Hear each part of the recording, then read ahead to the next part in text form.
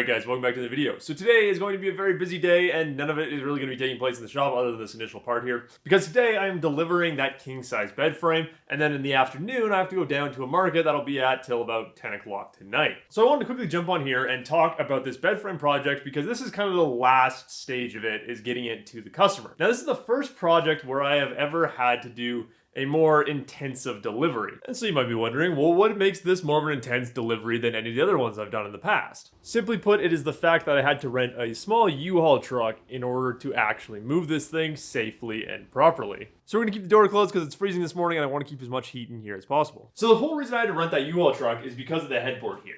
There is really no other way to transport this headboard safely from where I am in Northwest Calgary here down to the complete southern side of Calgary. So my customer is about 30 kilometers away from where my shop is, and that means that I'm going to have to take some pretty fast roads, which is not going to be fun. My initial plan is just to rent a small trailer that I could just hook up to the back of my truck, and I'd be able to just walk the headboard in and make that nice and easy.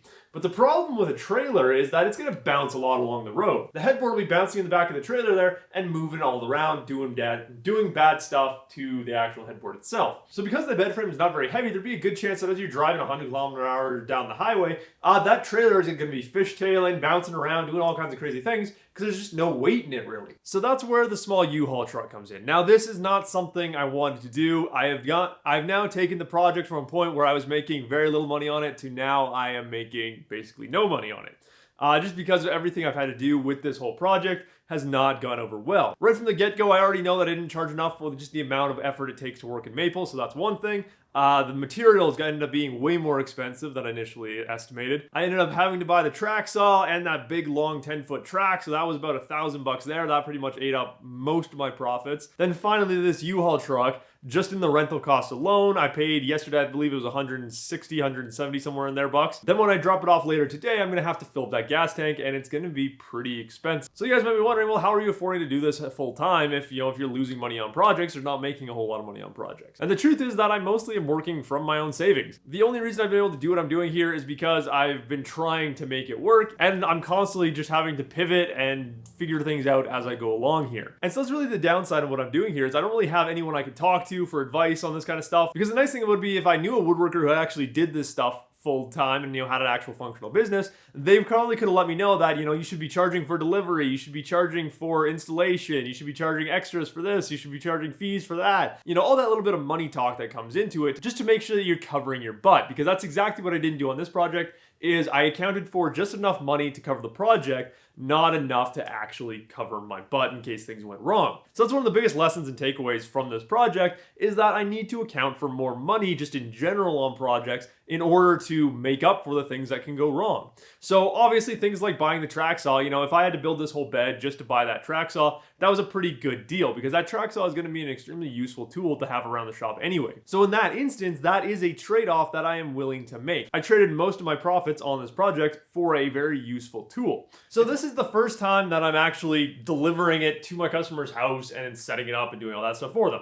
In most of the other furniture that I've done, I've either just dropped it off at the customer's door, I brought it to their door, helped them either just carry it in a little ways, stuff like that, or they've just come and pick it up from the shop. That's usually the most common one, is people just come and pick it up. But on this project, I didn't really know what I should do for it because I didn't really think my customer would have the ability to come and pick this bed frame up. And I kind of felt like it's something that I needed to be there to install because it does have some complexity to it. There's a very good chance that if my customer were to put it together the first time without me there, that they might not understand how certain things go together, and they might not put it together correctly, leading to issues later on that I'd have to then go back and fix, or somebody might just not be happy with the project if it doesn't go together nicely. So at least if I can be there for the first installation, it's not as big of an issue. So nicely enough from U-Haul though, I was able to rent 12 of these moving blankets. They're just soft felt blankets, and what I can do is wrap all of these components up nicely so that when I load them in the back of the U-Haul, they're gonna sit there nice and safely and they're not gonna get dinged up.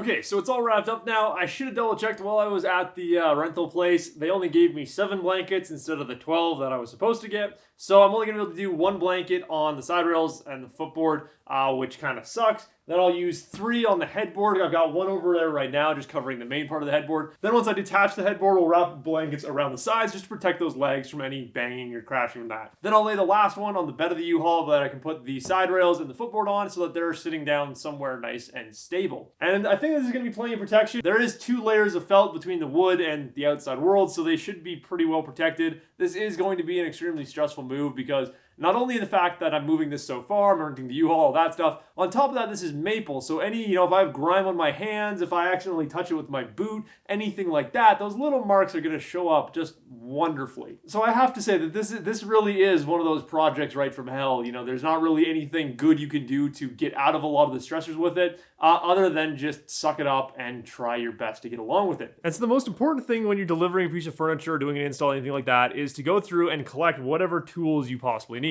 So I've got my little Bosch bag here with everything so far that I know that I need to set up this bed. I've got my drill to put in all the screws. I've got the flathead screwdriver to make sure I can use the barrel bolts. I've got the socket for the barrel bolts. I'm just going to use this rather than my drill because this is a little bit easier. And I've got this small Allen key so that I can make sure I can take out these little caps. I've also made sure I have these caps because this is one of those things that is very easy to leave behind. You pop them out, set them aside while you're throwing the tool back in the bag, something like that, and you forget to grab them and take them with you. So right now I'm going to go put these in a little Ziploc bag, throw them in my tool bag. That way they can be in there and not get scratched up. And that way I know that I have them. And so the best way to make sure you have what you need is to just go through the process of assembling it. Or if you can actually go through the process of assembling it before taking it, that's always a good thing too. That way you're going through the process of assembling it and disassembling it, you have every single tool you're going to possibly need. So I'm also just going to stand here for a few minutes just looking at the bed, thinking about things, and just ponder what other tools I might need to bring with me, what I might need to bring with me in order to make some adjustments, stuff like that,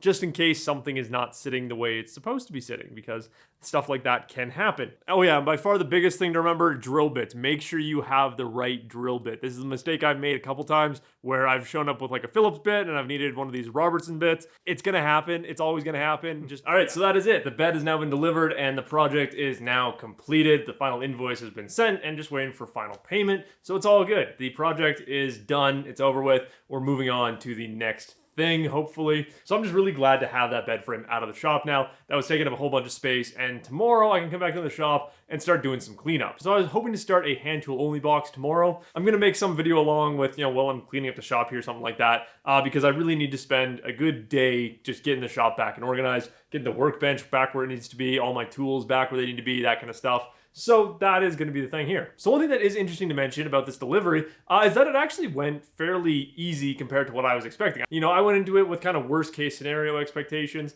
everything going wrong. And so luckily everything turned out pretty well. My dad and I ended up having to carry that bed frame up onto the second floor of a house. So the staircase was a little bit curvy, but nothing too bad. Then we had to kind of turn the headboard to get into this kind of side room area. So overall, not too bad of a situation to have to get it into. The bed went together flawlessly when it was in the room. All the bed bolts went in, seated in nicely. The side rails went into the headboard and the footboard super well. Everything came together nice and clean and just as I expected it to. Definitely if you're ever in the position where you have to deliver a piece of furniture like this bed frame where you're going to have to rent a U-Haul or some other form of transportation for that project, definitely take the time to, kind of think about it logically, and definitely think about it before the day of delivery. So kind of either at the beginning of the project, think about what it's going to take to deliver this item, or, at least halfway through it, kind of start to build a plan of how you're actually going to get this item to your customer. Because that's one thing I definitely did not do properly in this project. And it's something that I will take with me in the future here to make sure that I'm doing it properly there. So if I ever do another bed frame like this with a nice big headboard, I will definitely budget into the whole pricing that I'll have to rent a U-Haul, stuff like that, in order to actually move it safely. So if you guys have any questions about this lovely experience that I had today, feel free to leave them in the comments down below. But as always, guys, I do hope you enjoyed this video, and I will see you in the next one.